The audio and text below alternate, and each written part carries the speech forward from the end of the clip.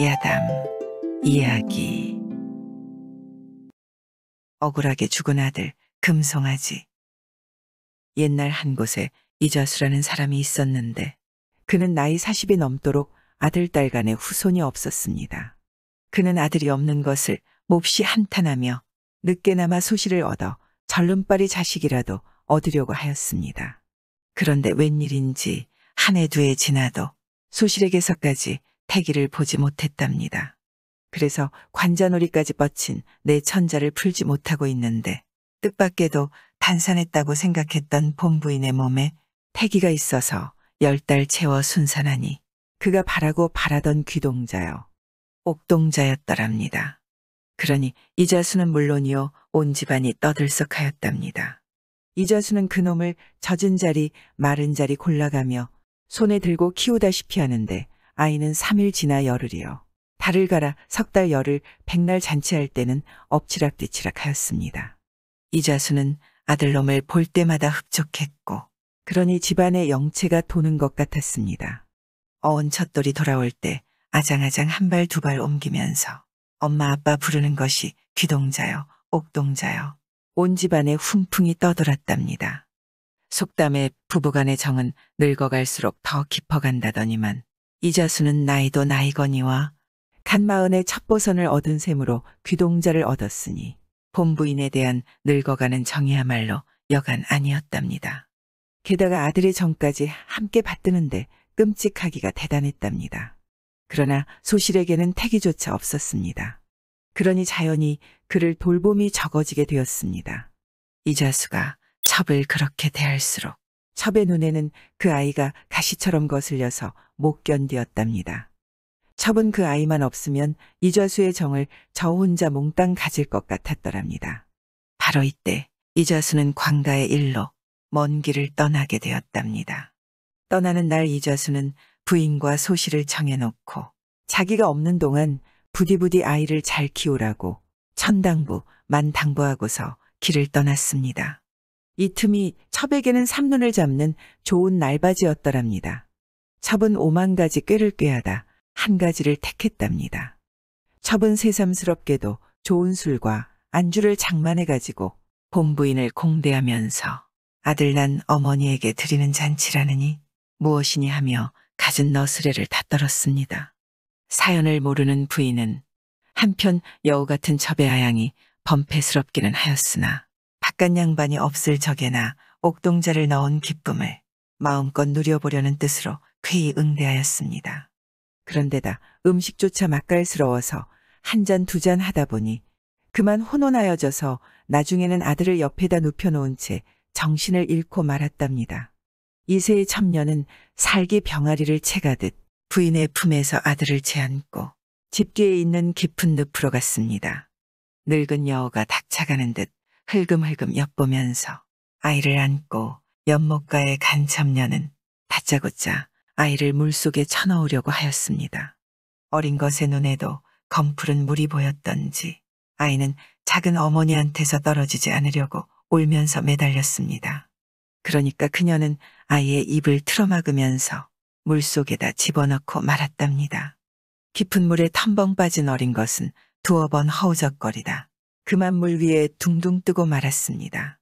숨어서 지키고 섰던 첩녀는 얼른 그를 건져가지고 되돌아오면서 담담하게도 제가 먼저 아우성치고 몸부림치면서 죽겠다느니 살겠다느니 뒤설레를 쳤습니다. 그제사 술기운이 거친 본부인이 악몽인 줄 알고 깨려고 애를 썼으나 실상은 꿈이 아니었더랍니다. 가장도 없는 새에 이런 봉변을 당한 부인은 된 벼랑에서 떨어진 듯 하늘 땅이 뒤엎어져 그저 죽은 자식만을 끌어안고 이리 뒹글 저리 뒹글 땅이 꺼지도록 애원통곡할 뿐이었습니다. 그러나 무슨 소용이 있었겠습니까? 그는 죽은 자식을 끌어안고 몸부림을 치다가 그만 기절하여 자식과 같은 길을 가고 말았습니다. 그러니 한 집안의 쌍초상이여 인간 못 볼 역상이었습니다. 먼 곳의 광가에 일을 보러 갔던 이자수는 뜨다니 한 부고를 받고 수백 리길을 뭔 정신에 닿았는지도 모르게 집에 들어섰습니다. 이자수는 양반 체면을 다 버리고 처자의 시체를 끌어안고 대성통곡하였습니다만 무슨 소용이 있겠습니까? 그야말로 죽은 자식 색이었더랍니다. 이자수는 여러 사람들의 말림으로 다시 정신을 차렸으나 아무리 생각해도 자식과 부인이 죽은 것 같지 않아서 그를 자기가 거처하는 방 뒷문 밖에다 묻어놓고 아침 저녁으로 통곡을 하였습니다. 하루는 울다 애절하여서 자식이 죽은 곳이나 한번 가보자고 늪가로 가니 웬 청개구리 한 마리가 늪 속에서 홀짝홀짝 뛰어나와 새말간 눈으로 말똥말똥 쳐다보면서 아버지, 아버지 하고 부르더랍니다.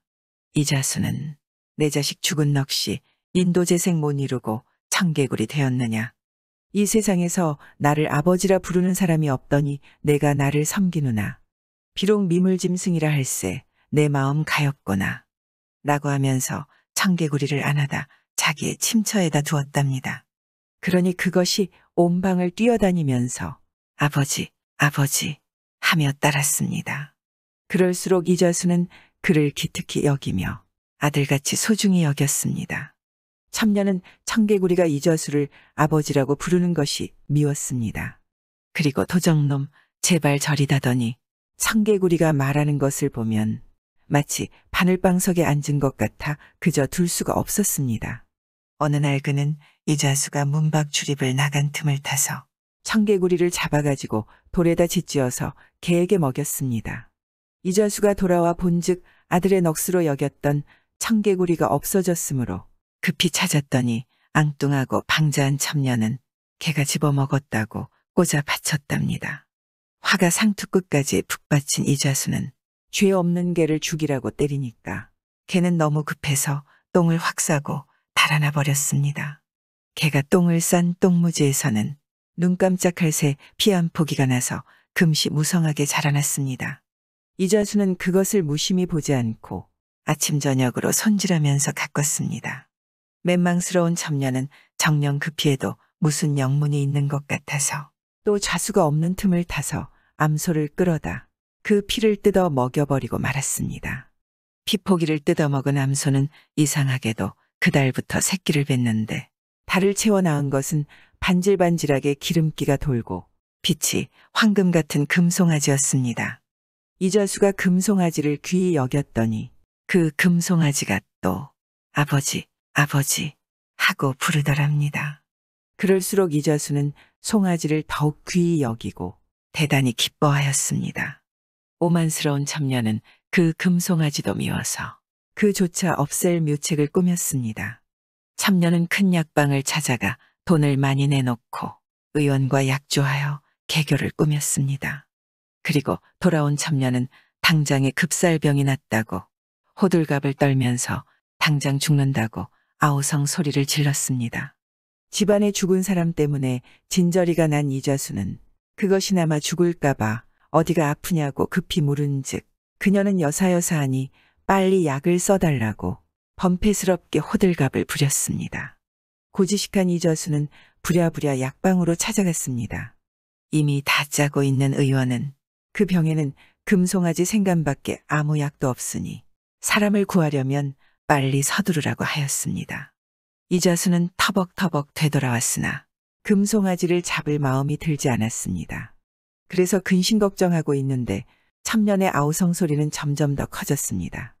첨년이 어찌나 뒤설레를 쳤던지 이자수는 그만 어리둥절해가지고 제 정신없이 금송아지를 잡으라고 하였습니다. 일꾼들은 송아지를 몰고 뒤는 옆으로 나가자 금송아지는 놔버리고 그 대신 개를 잡아서 개간을 들여보냈습니다. 첨년은 그것을 먹는 채하고 자리 밑에다 감추어 버리고 부시시 일어나면서 금송아지 간을 먹었더니 병이 씻은 듯이 나았다고 하였습니다. 이때 서울에는 하늘에서 큰 종이 하나 내려왔습니다. 그것은 그 종을 울리기만 하면 나라가 태평하여진다는 태평종이었습니다. 그런데 나라에서는 그 신기를 높이 달아놓고 쳤으나 아무리 애를 써도 종은 울리지 않더랍니다. 각처에서 힘센 사람들을 뽑아다 종을 치게 하였으나 그래도 종은 울리지 않았습니다. 임금은 온천하 방방곡곡에다 신기를 올리는 사람이 있다면 그는 하늘에서 제수한 사람일 터이니 큰 벼슬을 주어 국가의 동량으로 삼겠다는 방을 내걸었습니다. 그래도 태평종을 울릴 수 있는 사람이 없었으므로 근심이 태산 같았습니다. 이때 금송아지가 서울로 올라가서 뒷발로 태평종을 찼습니다. 그러니 종은 웅 하고 통천하에 울리었습니다. 임금은 그 종소리를 듣고 급히 나와 본즉 누각 위에 황금 같은 송아지가 올라가서 뒷발로 종을 차서 올리고 있더랍니다. 임금은 그 송아지를 그저 보지 않고 자기 딸더러 고이 먹이라고 하였습니다. 공주는 금송아지를 하늘에서 준 귀인이라 여기고 극진히 공경하였습니다. 어느 날 공주는 어느 한제상집 대사에 갔다 돌아오다 대청 마루 밑에 웬 금송아지 껍질이 있는 것을 보았습니다. 놀란 공주가 그것을 걷어주려고 하는데 방 안에서 의젓한 동자가 나와 공주를 맞으며 말했습니다.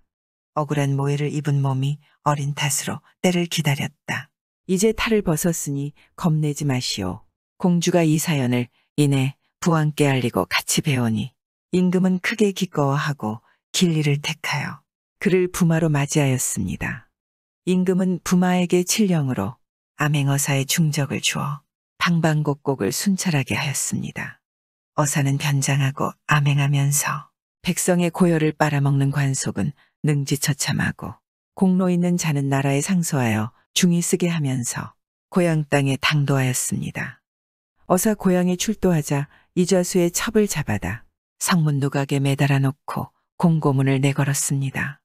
그러니 오가는 사람들은 그 죄행을 보고 치를 떨며 첩을 얻는 것은 요사스럽고 악착스러운 짓이다 라고 하면서 그에게 침을 뱉고 매를 쳐서 죽이더랍니다. 그때부터 사람들은 일부이처는 인간이 못할 짓이다 라고 하였답니다. 그제사 잠을 깬 이좌수는 아들을 다시 만나 여생을 잘 보냈다고 합니다. 여종을 탐한 진사. 옛날 어느 마을에 처녀 총각 순심이와 상우가 살았습니다. 순심이는 허진사댁 머슴의 여식이었는데 마을에서 제일 예뻤답니다. 그렇다 보니 마을 총각들과 양반의 자제들까지도 호시탐탐 순심이를 노리고 있는 게 아니겠습니까? 그런 순심이는 같은 마을에 사는 총각 상우를 무척 좋아하고 있었습니다. 순심아, 이따 저녁 먹고 우리 집에 오지 않을래? 왜 뭔 일 있어? 오늘 부모님들 모두 일 때문에 멀리 가셔서 집에는 나밖에 없어. 그렇구나, 알았어. 그리하여 순심이는 저녁을 먹고 상우의 집으로 향했답니다. 순심아, 이것 좀 먹어봐. 낮에 장터에 갔다가 주막에 들려 사왔어. 하면서 고기와 탁주를 내놓는 것이었습니다. 맛있다. 어쩜 이렇게 맛있니? 고기를 맛있게 먹던 순심이는 상우가 탁주를 마시는 것을 보곤 이렇게 말하는 것이었습니다. 나도 한 잔 줄래? 너는 술을 못 하잖아. 너가 마시는 걸 보니 한 잔 해보고 싶어졌어. 그래. 하면서 탁주를 한 잔 따라주니 순심이가 코를 막고 들이키는 것이었습니다. 그렇게 두 사람은 주거니 받거니 하면서 탁주를 모두 비웠는데 순심이의 얼굴이 붉게 달아오르는 것이었습니다. 그러자 상우도 서서히 몸이 달아올라 사내의 본능이 꿈틀대기 시작했습니다. 처녀 총각이 한 방에서 알딸딸해지자 방안 분위기가 묘해지는 게 아니겠습니까? 불그스레진 순심의 얼굴이 잘 익은 사과처럼 탐스럽게 보이자 상우의 심장이 더욱더 쿵쾅쿵쾅거리는 것이었습니다. 그러자 상우는 자신도 모르게 순심이에게 달려들었답니다. 알딸딸하던 순심은 순간 당황했지만 술기운 때문인지 몸을 제대로 가눌 수가 없었습니다. 그리고 평소 상우를 마음에 두고 있었기에 상우에게 몸을 허락하게 되었답니다. 그렇게 두 사람은 사랑을 뜨겁고 황홀하게 나누었습니다. 그 일이 있고 두 사람은 서로를 더욱 사랑하게 되었습니다. 마을 총각들이 아무리 순심이에게 추파를 던져도 순심이에게는 오로지 상우밖에 없었답니다. 그러던 어느 날 허진사가 퇴청을 하다가 우연히 순심이를 보게 되었는데 웬 사내놈하고 같이 있는 게 아니겠습니까? 그 모습을 본 허진사는 가던 걸음을 멈추고 숨어서 보고 있으려니 두 사람의 사이가 심상치 않아 보였습니다. 아니, 전현이 벌써부터 사내질을 하는 것인가? 순심이를 어릴 때부터 봐왔던 허진사는 어리다고만 생각하고 있었는데 벌써 사내를 만나는 모습을 보고 깜짝 놀라지 않을 수가 없었답니다. 그 일이 있고 난 후로 허진사는 순심이와 마주칠 때마다 순심이를 유심히 보게 되었습니다. 가만히 보니 얼굴도 예쁜데다 가슴도 봉긋하고 엉덩이도 통실한 게 벌써 다 큰 처녀가 되어 있는 게 아니겠습니까? 그리고 걸을 때마다 실룩거리는 엉덩이가 왠지 허진사의 가슴을 설레이게 하고 있었습니다. 밤이 되어 잠자리에 누웠는데 요염하게 걷던 순심이가 자꾸 생각나는 것이었습니다. 다음 날 한숨도 못 잔 허진사는 비몽사몽하면서도 자꾸 순심이 생각만 나는 것이었습니다. 이미 다 큰 처녀가 된 순심이는 예전에 알던 순심이가 아니었습니다. 어느덧 허진사의 마음속에는 순심이가 꽉 차버렸답니다. 하지만 채통도 있는 데다 순심이는 여종이다 보니 쉽게 나설 수가 없었습니다. 그리고 안팎으로 아는 사람들 천지다 보니 조심할 수밖에 없었습니다. 그리하여 허진사는 어떻게 하면 순심이를 품을 수 있을지 고민을 하기 시작하였답니다. 그러던 어느 날 허진사는 순심이 아버지를 불렀습니다. 이복의 덕만이, 자네가 심부름 좀 해줘야겠네. 무슨 일인갑시오? 내가 중한 일이 있어 서차를 써줄 테니 자네와 자네 부인이 좀 다녀와야겠네. 네, 알겠습니다요. 그리하여 순심이 아버지는 달포가 넘게 걸리는 경상도로 보내고 순심이 어머니는 전라도로 보냈답니다. 그렇게 순심이 부모를 멀리 보낸 허진사는 밤이 깊어지자 순심이 방으로 살금살금 들어갔습니다. 아니 그런데 이게 뭔 일이랍니까? 웬 사내 놈이 순심이와 자고 있는 게 아니겠습니까? 깜짝 놀란 허진사는 살금살금 뒷걸음으로 방을 빠져나오고 말았습니다. 아니, 웬 놈이 내가 차려놓은 밥상에 숟가락을 올린 것이야? 가만히 생각해 보니 전에 순심이랑 같이 있던 상호 총각이 분명했습니다. 두 연놈 사이가 예사롭지 않다 했더니 벌써부터 잠자리하는 사이라니? 좋다만 허진사는 맥이 빠져버렸답니다. 그리하여 허진사는 상호를 어떻게 해야 할지 또 밤새워 고민을 하기 시작했습니다. 다음 날 날이 밝고 해가 중천에 떠 있을 즈음 허진사는 금부치를 하나 들고 상호의 집으로 향했답니다. 한창 바쁜 농번기라 모두 밭에서 일을 하고 있을 때였습니다. 집에 아무도 없는 것을 확인한 허진사는 방 2개 중 작은 방에 금부치를 숨겨두고 나왔습니다. 그리고 관하로 가서 전날 밤에 상호가 몰래 다녀간 후로 금부치가 없어졌다고 신고를 하였습니다. 그러자 형방은 포조를 데리고 가서 상호의 집을 뒤지기 시작했습니다. 한참을 뒤지던 포졸이 작은 방에서 금부치가 나왔다며 들고 나오는 것이었습니다. 형방 날이 금부치를 찾았습니다요. 그리하여 포졸은 상호를 잡아다가 문초를 하고 옥에 가두었답니다. 그렇게 상호까지 처리한 허진사는 다시 밤이 되기를 기다렸습니다. 그리고 밤이 깊어지자 순심이의 방으로 다시 들어갔답니다. 달빛마저 구름에 가려 한 치 앞도 볼 수 없었지만 새근새근 잠들어 있는 순심이 옆에 바짝붙어 누웠습니다. 그러자 인기척에 순심이가 잠에 취한 채로 이러는 것이었습니다. 상호야? 그러자 허진사는 아무 말 없이 순심이를 와라 끌어안았습니다. 그렇게 허진사는 순심이와 뜨거운 밤을 보내게 되었답니다. 순심이와의 하룻밤은 허진사에게 꿈만 같았습니다. 젊디 젊은 순심이와 하룻밤을 보내고 나니 허진사는 꿈을 꾸듯 하늘을 나는 기분이었습니다. 그 일이 있고 난 후로 허진사는 순심이만 보면 무척 잘해주었답니다. 예, 순심아, 너무 힘들게 무리하지 말거라. 순심이가 조금이라도 무거운 것을 들면 다른 머슴을 시키거나 아무도 없으면 직접 해주기도 했습니다. 그렇게 허진사는 순심이만 보면 얼굴에 미소가 가득하지 않았겠습니까? 그러던 어느 날 허진사가 순심이만 보면 좋아하는 모습을 보게 된 마님은 뭔가 여자의 직감이 딱 오는 것이었습니다. 순심이와 허진사 사이를 의심한 마님은 두 사람의 동태를 살피기 시작했답니다. 그리하여 밤이 되어도 자지 않고 허진사를 살피고 있었는데 밤이 깊어지자 허진사가 살금살금 기어나가는 게 아니겠습니까? 마님은 이를 수상히 여기고 허진사가 어디로 가나 따라가 봤더니 아니 이게 뭔 일이랍니까? 허진사가 순심히 방으로 들어가는 것이 아니겠습니까? 모습을 목격한 마님은 화가 머리끝까지 올라왔습니다. 내 인연놈들을 가만두지 않겠어. 마님은 허진사 채통 때문에 현장을 덮치지는 못하고 씩씩거리며 뒤돌아올 수밖에 없었답니다. 그렇게 분통이 터져 한숨도 자지 못한 마님은 순심이를 내쫓아야겠다고 생각했습니다. 다음 날 날이 밝고 허진사가 밖에 나가고 없자 마님은 순심이를 불렀습니다. 내 인연, 내가 명을 재촉하려고 환장을 했구나. 무슨 말씀이신지요? 내년이 대감을 꼬드겨 밤마다 일을 치르다니 내 당장 내년을 물꼬를 내주마. 도대체 무슨 말씀을 하시는지 저는 도무지 알 수가 없습니다요. 이것이 끝까지 오리발을 내미는구나. 마님은 순심이가 끝까지 실토를 하지 않으니 분노가 더욱더 끓어오르는 것이었습니다. 그리하여 마님은 회초리를 들어 순심이의 종아리가 터질 때까지 호되게 때렸답니다. 그리고는 옷가지만 몇 개 싸서 집 밖으로 내쫓아 버렸습니다. 오늘 당장 집을 나가거라. 그리고 다시는 이 집에 발도 붙이지 말거라. 그렇게 허진사 댁에서 쫓겨나온 순심이는 어안이 벙벙했습니다.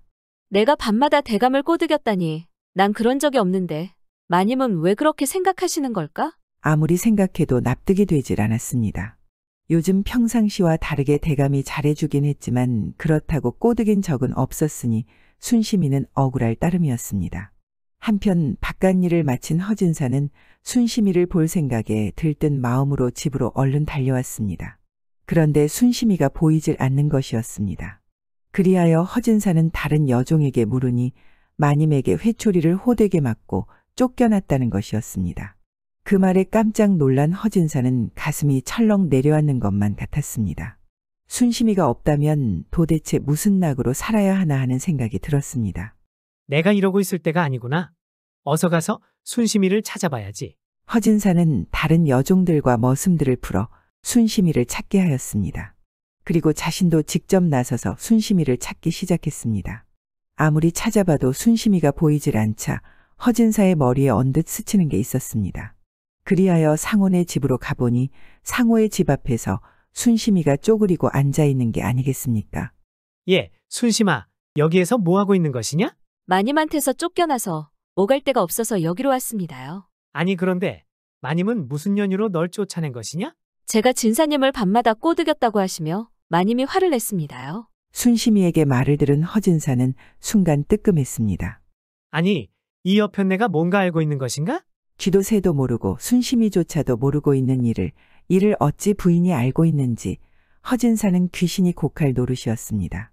순심아, 거기서 그러고 있지 말고 날 따라오너라. 어디로 가시게요? 여기 백날 있어도 상호는 오지 않으니 잔말 말고 어서 따라오너라.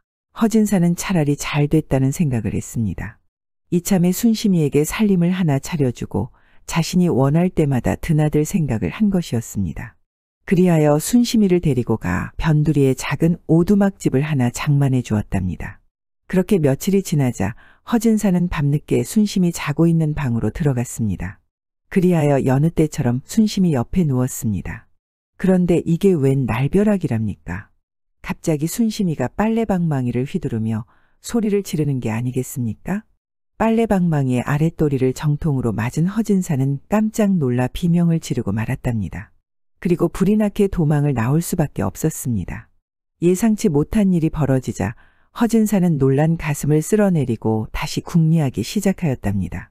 그리하여 허진사는 순심이의 마음을 얻어야겠다고 생각을 하였습니다. 그 일이 있고 허진사는 매일같이 순심이에게 맛있는 것도 사다 주고 옷도 사주면서 애정 공세를 퍼붓기 시작했답니다. 어느덧 시간이 흘러 상호는 죗값을 치르고 나오게 되었습니다. 영문도 모르고 옥에 갇히다 보니 상호는 억울해도 너무 억울했답니다. 억울한 마음을 뒤로하고 상호는 옥에서 나오자마자 순심이부터 찾아갔습니다. 그런데 다른 여종에게서 순심이가 쫓겨났다는 말을 듣고 상호는 깜짝 놀랐답니다. 그리하여 상호는 백방으로 순심이를 찾아다니기 시작했습니다. 아무리 찾아봐도 순심이를 찾을 수 없던 상호는 크게 낙심을 하고 있었습니다. 그러던 어느 날 허진사댁 머슴들이 나누는 이야기를 듣게 되었습니다. 이복의 자네, 우리 진사나리가 순심이에게 빠져 사는 걸 알고 있는가? 뭐라고? 아니 어찌 진사나리가 순심이에게 빠졌단 말인가? 말도 말게. 요즘 진사나리가 순심이에게 푹 빠져서 집도 사주고 매일같이 맛있는 것도 사준다네. 그 말을 들은 상호는 우라통이 끓어오르는 것이었습니다. 그리하여 숨어서 기다려 허진사를 몰래 뒤따라가 순심이 거처를 알게 되었습니다. 허진사가 없는 것을 확인한 상호는 순심이 방을 열고 안으로 들어갔습니다. 순심아, 이게 어떻게 된 것이야? 상호야, 그동안 어디 있었던 거야? 왜 이렇게 널 볼 수가 없었니? 두 사람은 그간 서로에 대한 일도 궁금했지만 그리움이 더 컸기에 서로 부둥켜 안았답니다. 상호의 품에 안긴 순심이는 눈물이 쏟아지기 시작했습니다. 왜 이렇게 우는 것이야? 말도 마. 진사나리 때문에 무서워서 혼났어. 진사나리는 왜? 매일같이 찾아와서 이것저것 가져다 주는데 꼭 뭔 일이 일어날 것만 같아 무서웠어. 그랬구나. 이제 내가 있으니 너무 걱정하지 마. 그래, 알았어. 정원은 순심이의 이야기를 듣고 뭔가 알 것 같았습니다. 허진사댁 금부치를 훔치지도 않았는데 자신이 훔쳤다며 옥살이를 하고 나온 것도 허진사가 순심이를 가지려고 일부러 자신을 떼어내려 한 것 같았습니다. 이제 생각이 정리된 상호는 허진사에게 복수할 생각을 하기 시작했습니다. 그렇게 마음을 먹은 상호는 우선 사또가 사는 집을 살피기 시작했답니다. 몇 날 며칠을 사또 집을 살펴보았던 상호는 밤이 되자 사또 집으로 숨어 들어갔습니다. 그리고는 사또가 자고 있는 방에서 보물을 하나 훔쳐 나왔답니다. 그리고 훔쳐온 보물을 다시 허진사 안방에 몰래 들어가 숨겨놓고 나왔습니다. 그렇게 며칠이 지나자 사또의 집에서는 난리가 났답니다. 조상 대대로 물려온 갑오가 없어졌으니 사또는 큰일이 난 것이었으며 그렇게 온 집안이 발칵 뒤집힌 것을 확인한 상호는 그 다음 계획을 실행했습니다. 사또가 잃어버린 보물은 허진사가 훔쳤다는 편지를 써서 화살촉에 달아 사또의 집안으로 날려보낸 것이었습니다. 그 편지를 보게 된 사또는 허진사가 그런 짓을 했을 거라는 생각이 들지는 않았습니다. 하지만 혹시나 하는 마음에 형방을 시켜 조용히 조사를 해보라 명하였답니다. 그러자 형방이 허진사댁 머슴을 불러 요즘 허진사에 대해서 물어보았습니다. 지금부터 내가 묻는 말에 한치 거짓도 없이 답해야 하느니라. 요즘 허진사의 행동에 이상한 점은 없느냐? 이상한 점이 있다면 밤마다 밖으로 나가는 것이죠. 그래. 뭐 때문에 밤마다 나간다는 것이냐? 그것까지는 제 입으로 말할 수는 없습니다요. 머슴의 말을 들은 형방은 사또에게 그대로 전달을 했답니다. 형방의 말을 들은 사또는 허진사에 대한 의심이 들기 시작했습니다. 여봐라 형방, 당장 포졸들을 데리고 가서 허진사의 집을 샅샅이 뒤져보거라. 그렇게 하여 형방은 포졸들을 데리고 가서 허진사의 집을 샅샅이 뒤지기 시작했답니다. 형방날이 안방에서 이걸 찾았습니다요. 무엇이야? 자세히 보니 사또의 조상 대대로 물려오는 보물이 틀림이 없었습니다. 여봐라, 당장 허진사를 잡아오너라. 그리하여 허진사는 사또의 보물을 훔친 죄로 감옥살이를 하게 되었답니다. 그렇게 허진사에 대한 복수를 한 상호는 순심이에게로 달려갔습니다. 순심아, 이제 됐다. 뭐가 됐다는 것이야? 이제 다시는 허진사가 널 괴롭히지 못할 거야. 정말? 이제 정말 진사나리가 날 찾아오지 않는 거야? 그래, 그렇다니깐. 그 말에 순심이는 안도의 한숨을 쉬게 되었습니다. 그렇게 자신의 억울한 복수도 하고 순심이의 걱정거리도 해결이 되자 상호는 순심이를 꼭 안아주었답니다. 순심이도 큰 걱정거리가 없어지자 상호를 꼭 안았습니다. 한편 허진사는 빼도 박도 못하는 증자로 인해 갖은 고초를 겪었답니다. 죽음으로 맺은 사랑. 옛날 어느 마을에 바보라 불리는 청년 윤덕이가 살았습니다. 윤덕이는 또래 친구들보다 행동이 느리고 말도 느리다 보니 바보 윤덕이라 불리며 항상 놀림을 당했답니다. 윤덕이는 가난한 집안에서 태어나다 보니 글 공부도 못했고 제대로 교육을 받을 수가 없었습니다. 그러던 어느 날 동네 친구들이 집으로 윤덕이를 찾아왔습니다. 윤덕아, 산으로 꽁사냥 갈 건데 같이 갈래? 그래, 좋아.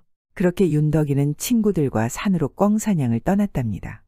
야, 저기 꽁이다. 하면서 친구들은 돌멩이를 던졌는데 꿩이 날개를 맞았는지 푸드덕 날더니 이내 땅바닥에 곤두박질 치는 것이었습니다. 그리하여 친구들과 윤덕이는 꿩을 쫓기 시작하였답니다. 꿩이 달아난 곳을 아무리 찾아봐도 꿩은 보이질 않았습니다. 얘들아, 우리 흩어져서 찾아보자. 그래, 그게 좋겠다. 그리하여 친구들과 윤덕이는 뿔뿔이 흩어져서 꿩을 찾기 시작했답니다. 한참 꿩을 찾던 윤덕이에게 멀리서 꿩이 기어가는 게 보이는 것이었습니다.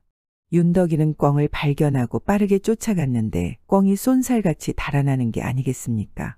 꿩이 어찌나 빠른지 윤덕이 손에는 잡힐 듯 하면서도 잡히질 않는 것이었습니다. 그렇게 윤덕이는 꿩을 쫓아 깊은 산속까지 들어가게 되었는데 어느새 날이 저물어 어두워지는 것이었습니다. 어두워 앞이 보이지 않자 결국 꿩을 잡을 수 없게 된 윤덕이는 꿩 잡기를 포기하고 집으로 돌아가려는데 어느 쪽이 집인지 알 수가 없었습니다. 집이 있는 방향을 알 수 없던 윤덕이는 춥고 배고프고 하다 보니 더 이상 걷기도 힘들었습니다. 꿩을 쫓느라 지친 윤덕이는 희미한 초승달 달빛 아래 거무스름하게 보이는 작은 언덕에 기대어 금방 잠이 들었습니다. 그날 밤은 월식이 있는 밤이었는데 초승달이 점점 작아지다가 결국 달빛이 모두 사라졌습니다. 달빛이 모두 사라지고 칠흑같이 어두운 밤이 되자 윤덕이가 누워있던 곳이 주인 없는 작은 무덤이었는데 무덤 속 죽은 귀신이 자고 있는 윤덕이의 몸속으로 들어갔습니다. 무덤 속 죽은 귀신은 본시 조선에서 제일 가는 무사였는데 천하제일검이라 불리던 정제의 무덤이었습니다. 정제는 혼인까지 약속한 무척이나 사랑하던 여인이 있었는데 주군의 배신으로 사랑하는 여인을 뺏기고 죽음을 맞이하게 된 것이었습니다. 사랑하는 여인을 뺏기고 너무 억울하게 죽은 정제는 죽어서도 저승으로 가지 못하고 구천을 떠돌다가 월식이 있던 밤 자신의 무덤에 잠들어 있는 윤덕이의 몸에 들어갈 수 있게 되었던 것이었습니다. 정제가 사랑하던 여인은 정제의 주군인 좌의정의 숙적, 영의정의 여식이었답니다. 좌의정과 영의정은 서로 조정의 권력을 차지하기 위해 숱한 다툼이 있었는데 좌의정은 방심하고 있다가 크게 당할 수 있다는 생각에 거대한 음모를 세우게 되었답니다. 이참에 주상도 바꾸고 숙적을 모두 한꺼번에 처리해야겠다 생각했습니다. 좌의정은 주상을 죽이고 이를 영의정에게 뒤집어 씌워 영의정과 그를 따르는 모든 무리들을 한꺼번에 잡아 죽일 계획을 세운 것이었습니다. 좌의정에게 계획을 완벽하게 수행해 줄 사람은 오직 그림자 정제뿐이었답니다. 정제는 좌의정의 그림자 충복이었는데 좌의정의 지시라면 이유도 묻지 않고 목숨 걸고 했답니다. 그렇게 좌의정의 지시로 정제의 손에 죽어간 사람들이 손에 꼽을 수도 없을 만큼 많았답니다. 이윽고 좌의정이 계획을 실행할 날이 되자 이미 포섭한 주상의 기미상궁이 독이 묻은 수저를 바꿔치기에 주상을 독살했습니다. 주상이 독살되자 정제는 복면한 부하들을 이끌고 영의정 집으로 쳐들어가 영의정의 부하들을 모두 죽이고 영의정의 목을 베었답니다. 영의정의 가족까지 모두 죽이고 돌아서 나오려는데 병풍 뒤에서 미세한 움직임이 감지되는 것이었습니다. 병풍을 제끼고 검을 높이 들었는데 커다랗고 동그란 두 눈에 눈물이 맺힌 한 처녀와 두 눈이 마주치게 된 것이었습니다. 이목구비가 아름답고 동그란 눈동자는 사슴의 우수에 찬 눈처럼 무척 아름다웠습니다. 정제는 자신도 모르게 검을 든 손을 내리고 처녀가 부하들에게 발견될세라 처녀를 검은 천으로 감싸 부하들 모르게 집을 빠져나왔답니다. 처녀를 들쳐 업고 영의정의 집을 빠져나온 정제는 자신만 아는 비밀 처소에 처녀를 데려왔습니다. 이곳은 안전한 곳이니 당분간 이곳에서 머무시구려. 밖은 위험하니 절대 대문 밖으로 나가면 안 됩니다. 필요한 게 있으면 정순이라는 아이에게 시키면 됩니다. 그렇게 정제는 영의정의 셋째 딸 정순에게 신신당부하고 집을 나섰습니다. 좌의정의 계획대로 주상과 숙적 영의정이 죽자 조정은 좌의정 이영섭의 소나귀에 들어가게 되었답니다. 조정을 장악한 이영섭은 마음대로 불일 꼭두각시 주상을 물색하기 시작했고 영의정 편에 섰던 대신들도 역적으로 몰아 모두 숙청을 시작했답니다. 그렇게 정적이 모두 사라진 조정은 좌의정 이영섭의 세상이 되어버렸답니다. 한편 정제는 제거할 대상을 모두 죽여 더 이상 죽일 대상이 없자 자신의 비밀 처소로 영의정 딸을 찾아갔습니다. 영의정 셋째 딸 정수는 그동안 음식을 입에 대지도 않아 반쪽이 되어 있었습니다. 아니, 이렇게 식음을 전폐하고 있으면 그대 또한 죽을 것이요. 그러니 뭐라도 좀 드시오. 정제의 말에도 정순 처녀는 아무 말도 하지 않고 울고만 있었습니다. 정제는 처녀를 이대로 놔두면 죽을 수도 있다는 생각이 들었습니다. 한참을 고민하던 정제는 처녀를 아름다운 꽃들이 만개한 들판의 작은 오두막으로 거처를 옮기는 게 좋을 것 같다는 생각이 들었습니다. 그리하여 해가 지고 어두워지자 처녀와 몸종 순이를 데리고 산과 개울을 지나 정제의 비밀 거처인 들판의 작은 오두막으로 향했습니다. 들판의 작은 오두막에 짐을 풀고 난 정제는 몸종 순이에게 정순 처녀를 잘 보살피라 말했습니다. 순이야, 내가 아씨 곁에서 한시도 떨어지지 말고 최선을 다해서 보살피거라. 네, 알겠습니다요. 그렇게 몸종에게 당부한 정제는 다시 한양좌상에게 돌아갔습니다. 정제가 한양으로 돌아가고 며칠이 지났을 무렵 정수는 마루에 앉아 멍하니 들판을 바라보고 있었습니다. 오두막집 앞에는 아름드리 커다란 나무가 있었는데 나무 위에는 새들이 둥지를 틀고 있었습니다. 새 둥지에는 작은 새끼들이 있었는데 어미 새가 먹이를 물어와 새끼들을 먹이는 것이었습니다. 그리고는 다시 어미 새가 먹이를 찾아 날아갔는데 잠시 후 커다란 검은 매가 날아와 새끼들을 잡아먹으려는 것이었습니다. 깜짝 놀란 정수는 몸을 일으켜 검은 매를 쫓으려 했지만 기력이 없다 보니 몸이 말을 듣지 않는 것이었습니다. 있는 힘을 다해 겨우 소리를 지르며 돌멩이 하나를 집어 던졌는데 다행히도 매가 도망가는 것이었습니다. 하마터면 새끼들이 큰일 날 뻔했구나 하면서 정수는 새끼들이 걱정되었습니다. 새끼들이 아직 어려 날지도 못하니 어미 새가 먹이를 물어다 주어야 하는데 어미 새가 없을 때 매나 독수리같이 큰 새들이 새끼들을 잡아먹을까 봐 걱정이 되었답니다. 그리하여 정수는 새끼 새를 지켜줘야겠다는 생각이 들면서 음식을 먹기 시작했습니다. 그리고는 마루에 앉아 하루 종일 새끼 새들을 지키고 있었습니다.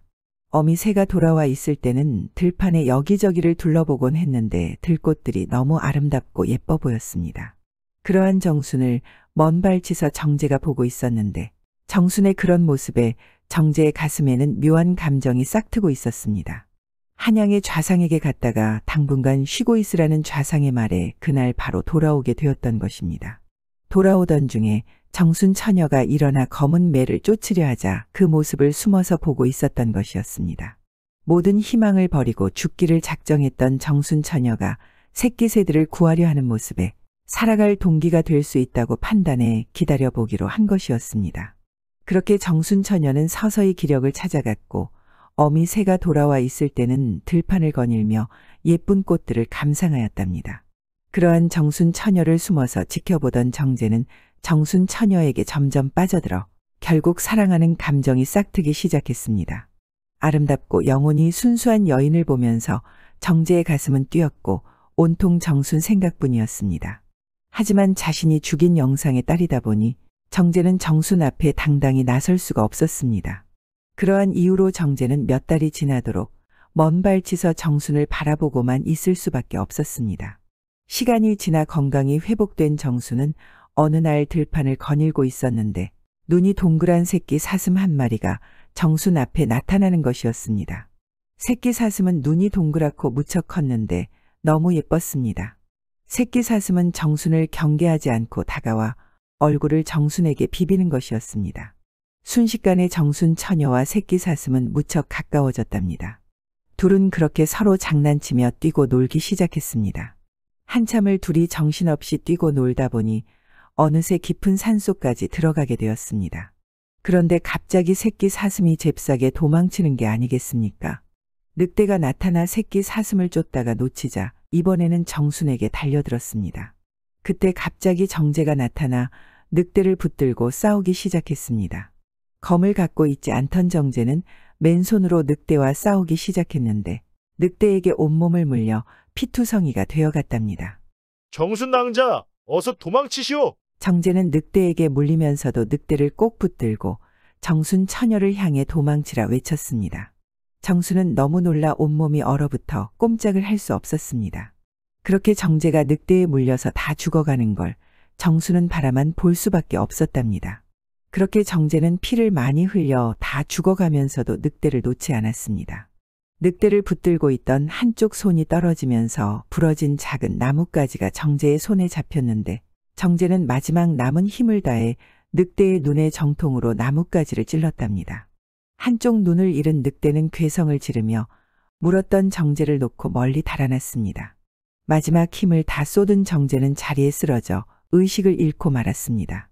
이보셔요. 정신 차리셔요. 이보셔요. 아무리 흔들어 불러봐도 정재의 의식은 돌아오질 않았습니다. 소리를 듣고 찾아온 몸종 순이와 정수는 힘겹게 들것을 끌고 정재를 집으로 옮겨 치료를 시작하였습니다. 여기저기 찢어진 상처에 약초를 빻아 붙여 지혈을 하고 깨끗한 천을 찢어 온몸을 칭칭 감았습니다. 그렇게 정순 처녀와 몸종은 정성을 다해 치료를 하다 보니 며칠이 지나 정재는 의식이 돌아오게 되었습니다. 정신 좀 드시는지요? 정순 낭자는 괜찮소. 어디 다친 데는 없어. 네, 저는 괜찮습니다. 다행이구려. 하마터면 큰일이 날 뻔했소. 정수는 자기 목숨을 구하려 맨몸으로 목숨을 걸고 늑대와 싸우는 걸 모두 지켜보았기에 정제에 대한 생각이 조금씩 바뀌기 시작했답니다. 자신의 가족을 모두 죽인 철천지원수지만 자신을 구하느라 늑대에게 온몸이 찢기면서도 늑대를 놓지 않는 것을 모두 목격한 정수는 정제에 대한 생각이 너무 혼란스러워졌답니다. 그 일이 있고 한참이 지나자 정제도 건강이 많이 회복되어 조금씩 걸을 수 있게 되었습니다. 정제가 조금씩 걸을 수 있게 되자 정수는 정제를 부축해 들판을 걸었습니다. 그렇게 두 사람은 대화를 하게 되었고 그러는 사이 정순도 정제에 대해 조금씩 마음이 열려가고 있었습니다. 그 사이 정제는 정순 처녀를 사랑하는 마음이 더욱더 커져만 갔답니다. 한편 좌상은 그림자 정제가 한참 동안이나 나타나지 않자 부하들을 시켜 정제를 찾게 하였습니다. 좌상의 부하들이 정제를 한참을 찾아다니다가 약방에서 약재를 사가는 정제의 몸종을 발견하고 미행하였답니다. 정제의 거처를 확인한 부하들은 숨어서 염탐을 하고 있었는데 마침 정제와 정순이 들판을 거니는 모습을 보게 된 것이었습니다. 이를 보게 된 좌상의 부하들은 좌상에게 본대로 보고를 하였습니다. 무엇이라 정제가 영상의 여식과 같이 있다니 믿을 수가 없구나. 이미 죽었어야 할 여식이 살아있다면 훗날 화근이 될 게 뻔하다. 가서 정제와 영상의 여식을 잡아오너라. 그리하여 영상의 부하들은 수십 명이 한꺼번에 달려가 몸도 제대로 가누지 못하는 정제와 정순을 잡아갔습니다. 정제와 정순을 문초 의자에 꽁꽁 묶어놓은 좌상은 문초를 시작했습니다. 너는 어찌 영모를 일으킨 영상의 여식을 살려주었느냐? 정제는 좌상의 질문에 입을 굳게 다물고 한마디도 하지 않았습니다. 계속되는 좌상의 질문에 한마디도 답하지 않자 좌상은 정제가 딴 마음이 생겼다고 생각하고 살려두면 훗날 화근이 될 수 있다고 판단했습니다. 좌상은 다시 고개를 돌려 영상의 여식을 바라보았는데 천하의 둘도 없는 절색이었습니다. 마땅히 죽어 없어져야 할 사람이었지만 죽이기엔 너무 아까웠습니다. 여봐라, 전녀를 깨끗이 단장시켜 오늘 밤 내 처소로 데려오거라. 그 말을 들은 정제는 화가 치밀어 올랐습니다. 좌상, 이 여인만큼은 아니되옵니다. 무엇이라 내까짓 게 무엇인데 된다 안 된다 하는 것이냐? 좌상, 이 한 목숨 바쳐 그동안 영감을 모셔왔습니다. 그런 이놈의 처음이자 마지막 간청이오니 이 처자만큼은 살려주십시오. 그러니까 내 놈이 인연을 마음에 품고 있다는 것이냐? 그렇사옵니다. 제 목숨과도 바꿀 정도로 사모하고 있습니다. 아니 어찌 내 놈이 역적의 딸년을 사모한다는 것이냐? 인연은 죽어 마땅하다. 좌상 영감, 만에 하나 이 처자의 몸에 손이라도 대신다면 아무리 좌상이라도 무사하지 못할 것이오. 무엇이야? 내 놈이 미쳐도 단단히 미쳤구나. 여봐라, 이따 밤까지 기다릴 것도 없다. 전연의 옷을 모두 벗기거라. 내 놈이 지금 감히 무슨 짓을 했는지 내 놈 앞에서 똑똑히 보여주마. 그렇게 좌상은 정순 처녀의 옷을 모두 벗기고 정제가 보는 앞에서 취하려 하였습니다. 그 모습을 본 정제는 화가 머리끝까지 치밀어 참을 수가 없었습니다. 정제는 묶인 밧줄을 풀려고 했지만 몸도 성치 않은 데다 단단히 묶인 밧줄은 풀리지가 않았습니다. 좌상은 벌거벗긴 정순을 정제가 보는 앞에서 겁탈을 하기 시작했습니다. 그러자 정제는 의자에 묶인 채로 바로 옆에 있는 병사의 검을 입으로 빼앗아 물고 좌상에게 향했습니다. 그러자 좌상을 지키고 있던 병사들이 검을 들고 정제에게 달려들었습니다. 입에 검을 문 정제는 좌상의 부하들을 하나씩 모두 쓰러뜨려 나갔습니다. 사족이 모두 묶였지만 타고난 정제의 입에 문 검은 무척 빨랐습니다. 십수명의 병사들을 모두 해치우고 좌상의 목에 칼을 들이대는 순간 화살이 날아와 정제의 목을 관통하는 것이었습니다. 목이 화살에 관통된 정제의 입은 힘이 풀리면서 검이 떨어지고 말았습니다. 쓰러진 정제는 벌거벗겨진 정순을 보면서 눈에는 피눈물이 흐르기 시작했습니다. 그렇게 정제의 눈에서 정순의 모습은 점점 희미해져 갔고 정제는 끝내 숨이 멎었답니다. 그렇게 원통하게 죽게 된 정제는 죽어서도 저승에 갈 수가 없었습니다. 그리하여 구천을 떠돌며 한을 품게 된 것이었습니다. 구천을 떠돌며 원통한 한을 품게 된 정제는 개기월식이 있는 밤 청년이 자신이 묻힌 무덤에 잠들어 있자 청년의 몸에 들어갈 수가 있었던 것이었습니다. 구천을 떠도는 귀신이 인간의 몸에 들어갈 수 있는 것은 오로지 달빛조차 없는 월식이 있는 밤뿐이었습니다. 그렇게 바보 청년 윤덕이의 몸에 들어간 정재는 비로소 복수할 수 있는 기회를 얻게 되었던 것이었습니다. 윤덕이의 몸에 들어간 정재는 날이 밝자마자 한양으로 향했습니다. 한양에 도착한 정재는 좌상의 집을 감시하며 동태를 살피기 시작했습니다. 좌상의 집 주변은 수많은 병사가 지키고 있었고 2중 3중 경계를 서고 있었습니다. 하지만 정순 처녀의 모습은 보이질 않았습니다. 정순 처녀는 무사히 살아있을까? 정재는 정순 처녀가 살아있기만을 간절히 바랬습니다. 날이 어두워지고 밤이 깊어지자 윤덕이의 몸에 들어간 정재는 바람같이 담장을 넘어 좌상의 거처까지 들어갔습니다. 그리고 좌상의 처소를 지키던 무사들을 번개같이 하나둘 베기 시작했습니다. 칼이 부딪히고 소란이 커지자 좌상의 집을 지키던 병사들이 벌떼같이 모여들기 시작했습니다. 수백의 무사들이 에워싸도 정재의 귀신 같은 검 앞에서는 추풍낙엽이었습니다. 그렇게 순식간에 무사들을 처치했지만 정재가 들어가 있는 윤덕이의 몸 또한 수없이 베어 피투성이가 되어 있었습니다. 마지막 무사까지 베고 좌상의 거처로 들어가니 좌상이 속옷만 걸친 채 검을 들고 있는 것이었습니다. 내 놈은 도대체 누구길래 나에게 이러는 것이냐? 나는 내 놈이 죽인 정재다. 뭐시 내 놈이 정재라니 그걸 내 어찌 믿으란 것이냐? 내 놈이 믿고 안 믿고는 중요하지 않다. 영상대감의 여식 정순낭자를 어찌하였느냐? 뭐시야 내 놈이 영상의 여식을 어찌 안단 말이냐? 좌상이 쉽게 말하지 않자 정재는 검을 들고 있는 좌상의 팔을 베어버렸습니다. 한쪽 팔이 떨어져 나간 좌상이 비명을 지르며 쓰러지자 이번에는 내 놈의 목을 벨 것이다. 정순 처녀를 어찌하였느냐? 겁을 잔뜩 먹은 좌상은 바로 말을 했습니다. 수청을 끝까지 거부하길래 창고에 가두었다. 좌상의 말이 채 끝나기도 전에 정재의 검은 바람처럼 좌상의 목을 스쳐갔고 좌상의 머리는 대굴대굴 굴러 문 밖으로 떨어졌습니다. 정재는 바로 창고로 달려가 쓰러져 있는 정순을 일으켜 세웠습니다. 식음을 전폐했는지 피골이 상접해 뼈만 남아있고 숨은 쉬고 있으나 의식이 없었습니다. 정재는 정순 처녀를 들쳐 업고 한양을 빠져나와 깊은 산속 아무도 모르는 암자로 향했습니다. 암자에 도착한 정재는 정순 처녀를 극진히 간호했고 며칠이 지나자 정순 처녀의 의식이 돌아왔습니다. 정신이 좀 드시오. 여긴 어딘가요? 그리고 당신은 누구신지요? 여긴 아무도 모르는 암자이니 맘 편히 쉬시구려. 건강이 회복되는 대로 모두 말씀드리리다. 부처님 모신 암자라 조금은 안심이 된 정수는 청년이 챙겨주는 죽과 음식을 먹으며 조금씩 기력을 찾아갔습니다. 그렇게 시간이 흘러 정순의 건강이 회복되자 윤덕이의 몸을 빌린 정재는 정순에게 말했습니다. 정순 낭자, 그동안 고생이 많았지요. 제가 정순 낭자를 지켜드리지 못해 너무 미안합니다. 당신은 누구신데 그런 말씀을 하시는지요? 지금부터 제가 하는 이야기에 놀라지 마시고 들어주세요. 우리 둘이 좌상에게 잡혀온 그날 정순 낭자 앞에서 죽음을 맞이하고 한이 맺혀 저승으로 갈 수가 없었습니다.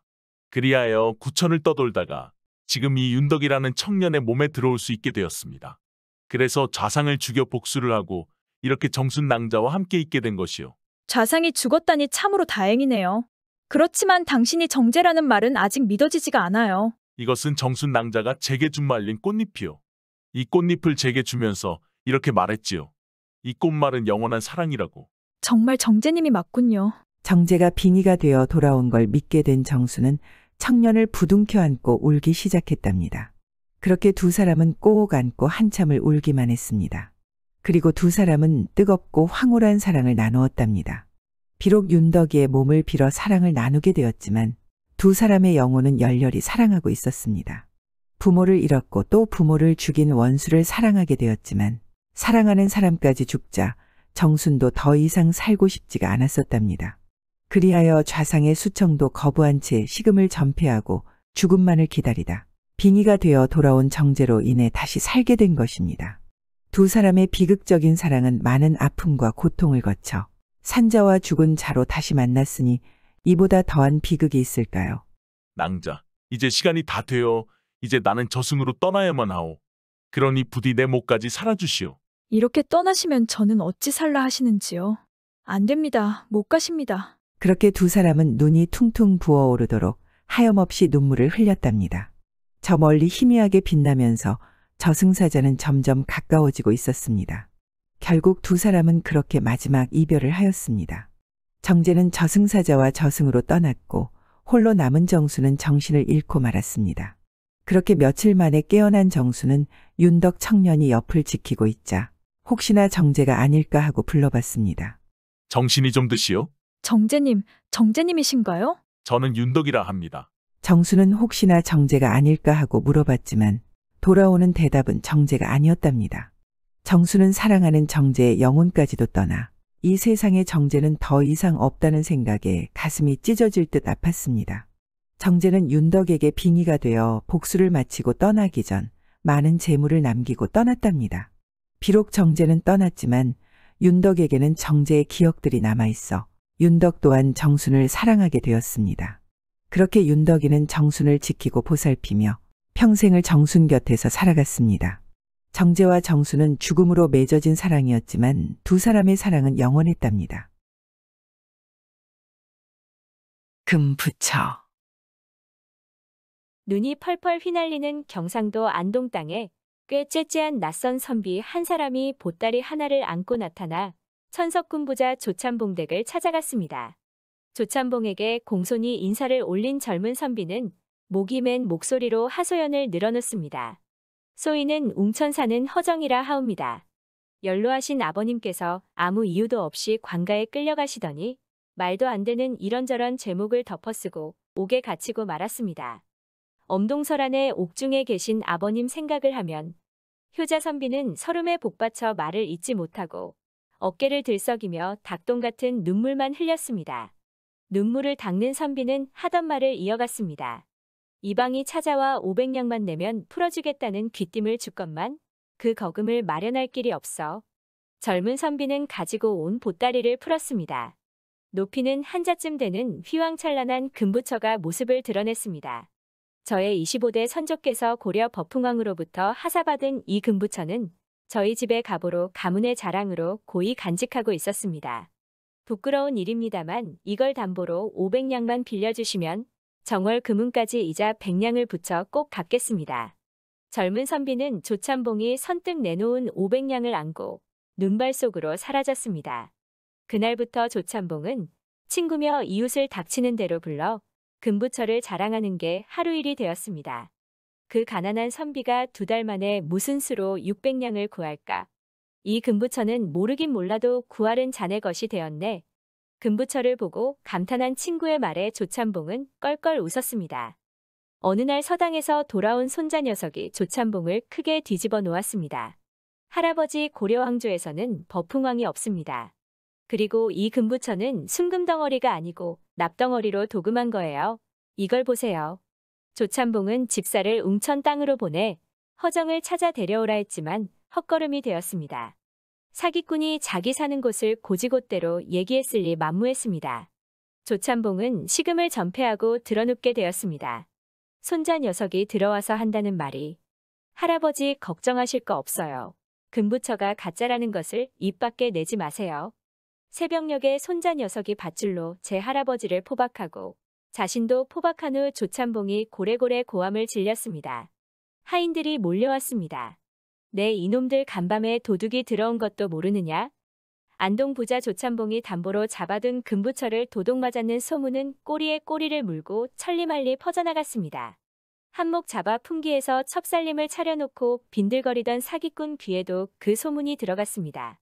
잡고 있던 담보 물건을 잃어버렸다. 이거 부르는 게 값이렸다. 5천냥, 아니야 10,000냥은 받아내야지.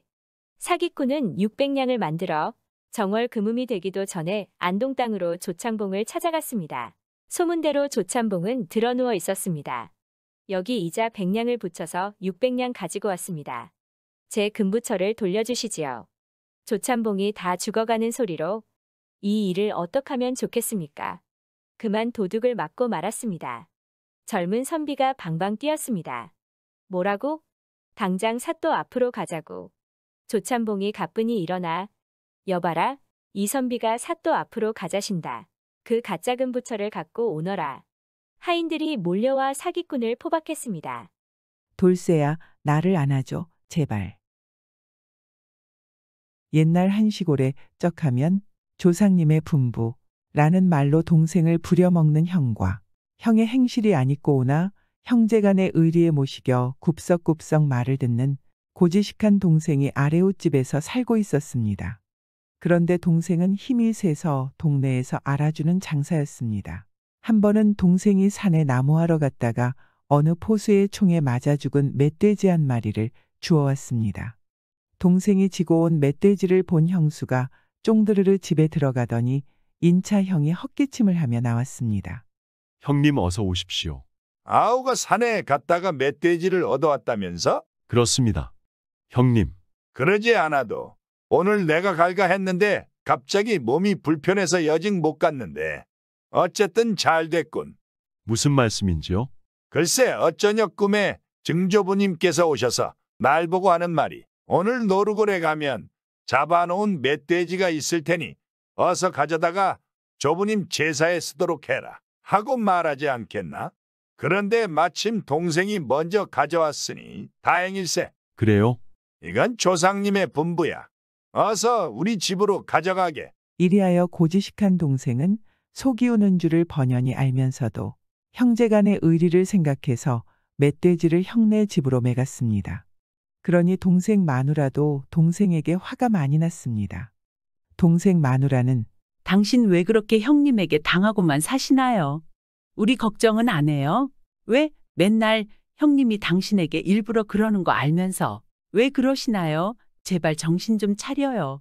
라며 동생에게 나무랐습니다. 그러자 동생은 부모님께서 돌아가시면서 어머니가 형제끼리 잘 지내라고 하신 게 유언이었거든. 그러니 좀 봐주시겠나. 라면서 마누라에게 미안하다고 했습니다. 그런데 동생은 사실상 어떻게 하면 형이 조상님의 분부라는 이 말에서 벗어날 수 있을까 생각하고 있었습니다. 그런데 한 달이 지난 후 조부님의 제상에는 멧돼지 고기가 한 점도 없었습니다. 아무리 순진한 동생이지만 부하가 나서 물었습니다. 형님, 제상에 왜 멧돼지 고기는 없습니까? 아, 멧돼지 고기 말인가? 조부님께서 죽은 고기여서 싫다고 했네. 동생은 형의 처사에 벨이 났으나 이번에도 꼭 참을 수밖에 없었습니다. 그 후 어느 날 형이 또 동생을 불렀습니다. 여보게 아우. 형님, 무슨 일입니까? 내일 산에 가서 미치라고 긴 회초리를 한 단만 해다 주게나. 형이라는 작자는 자기가 일하기 싫어서 동생에게 거짓말을 해 나무 한 단을 얻으려고 하였습니다. 형의 말을 들은 동생은 봄철이 돌아오니 울바자를 하려나? 아니면 얼음이 풀리니 강에다 발을 놓으려나? 하고 생각하며 물었습니다. 회초리는 못에 쓰렵니까? 라고 말하니 형은 회초리를 필요한 이유를 말하였습니다. 글쎄, 말하기가 거북하지만 형제간에 속일 게 있나? 실은 자네 형수가 어쩌녁에 실수한 일이 있었네? 그게 말이지. 밤에 자고 있었는데 마누라가 갑자기 잠꼬대를 하더라고. 그래서 자세히 듣다 보니 마누라가 하는 말이 돌쇠야 어디 갔다 인제 오느냐. 내가 너를 한참 기다렸잖니. 빨리 와서 나를 안아줘 제발. 이라며 잠꼬대를 하더라고. 그래서 선비 체면에 말로 해서는 안 되겠고 매를 대자니 양반 체면에 차마 여자 몸에다 매를 댈 수 없고 라며 동생에게 거짓말을 하였습니다. 지당한 말씀입니다. 그렇다고 행세하는 양반의 도리에 그냥 둘 수는 없고 해서 회초리를 해오면 내가 대신 맞겠네. 그래서 자네가 나에게 회초리로 때려주길 바라네. 그런데 내가 맞을 회초리를 내가 해올 수 있나? 그러니 수고스러운 대로 아우가 갔다 오게. 동생은 형이 어쩌다가 조상님의 분부라는 말을 하지 않는지라 일부러 이것도 조상님의 분부인가요? 하고 물었습니다. 그렇고 말고 더 말할 것 있나? 그런데 그렇게 많이 해서 뭘 합니까? 내가 어떻게 번번이 아우에게 시키겠나? 그래서 절에 한 번에 신세를 지려고 그러네. 형의 말을 들은 동생은 갑자기 뭔가가 스치는 생각이 들었습니다. 그래 이참에 조상님의 분부를 해결할 수 있겠는데. 라며 허파에 바람이 들어차며 배꼽이 춤을 추었지만 배를 끌어안고 산에 가서 회초리를 해왔습니다. 형님 분부대로 해왔습니다. 나무단을 본 형은 속으로 저 것이면 고기발을 놓아 물고기를 실컷 먹게 되겠구나. 하고 웃음집이 흔들흔들했지만 눈을 감고 아웅할 수는 없는지라. 수고했네. 그런데 수고한 바에 마저 수고해주게. 하고는 망건과 옷을 벗어놓고 마당에 엎드려 조상님께 아뢰나이다. 마누라가 여차여차 실수를 했는데 자기가 대신 매를 맡겠습니다. 라며 동생에게 또 이건 조상님의 분부일세. 내가 집안을 다스리지 못해서 불측한 일이 생겼으니 그 죄로 100대를 맞아야겠네. 자, 어서 때리게나. 동생은 이런 때에 형님이 정신을 번쩍 차리게 버릇을 떼야겠다고 생각하고 단단한 회초리를 골라주며 물었습니다. 정말 매를 맞아야 합니까? 맞아야 하고 말고. 자, 사정을 두지 말고 볼길을 내리치게. 형은 동생 앞에 옆으로 섰습니다. 그러자 동생은 준비는 다 됐습니까? 대고 말고 샘을 세며 때리게. 자, 그럼 시작하겠습니다. 동생은 손에다 힘을 주며 형의 살찐 궁둥이를 답새기고는 하나 하고 소리쳤습니다. 아갸. 형이 급한 소리를 치는데 그의 엉덩이에는 대뜸 시뻘건 피멍이 졌습니다. 짝 하는 소리와 함께 동생이 둘 하고 셀 때 아이코, 사람 죽는다. 가만 있게. 하고 형이 단두매에 죽어가는 소리를 하는데 딱 하고 또 매가 날아들었습니다. 그때 형은 펄쩍 뛰어 일어나며 아이코, 사람 살려라. 잠깐만. 하고 궁둥이를 싸지고 맴돌았습니다. 원래 형의 생각인즉 어진 동생이 설마 때려도 한두매 때리는 척하고는 그만둘 것이라고 여겼는데 정작 동생이 때리는 걸 보니 마음먹고 때리는지라 체면이고 뭐고 또 조상님의 분부를 내들 수밖에 없게 되었습니다. 형님, 왜 이러십니까? 동생이 모르쇠를 대고 물었습니다. 아이코, 이젠 됐네. 나머지 97매가 남았는데요. 나머지 97매는 조상님이 그만두라고 분부했어. 조상님께서 100매를 때리라고 하지 않았습니까? 처음엔 그랬었지. 근데 지금부터는 그만 때리라는 조상님의 분부일세. 아이고. 그 꼴을 보며 동생은 이렇게 물었습니다. 그럼 저도 이제부터 조상님의 분부를 안 들어도 괜찮겠죠?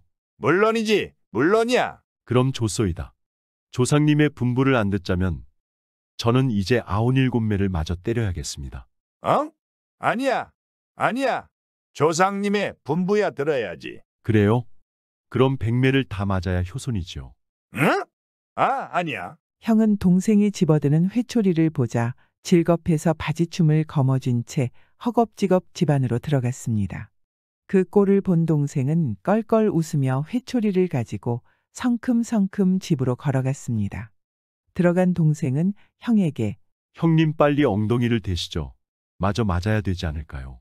라며 큰 소리로 소리치니 형은 이제 그만하게 내가 잘못했네. 이제 앞으로 잘할 터이니 그만하게나 아오. 라며 사정했습니다. 야근수로 재배를 채우려던 형은 이때부터 다시는 조상님의 분부란 말을 입 밖에 내지 않았다고 합니다. 구독과 좋아요, 알람 설정은 사랑입니다.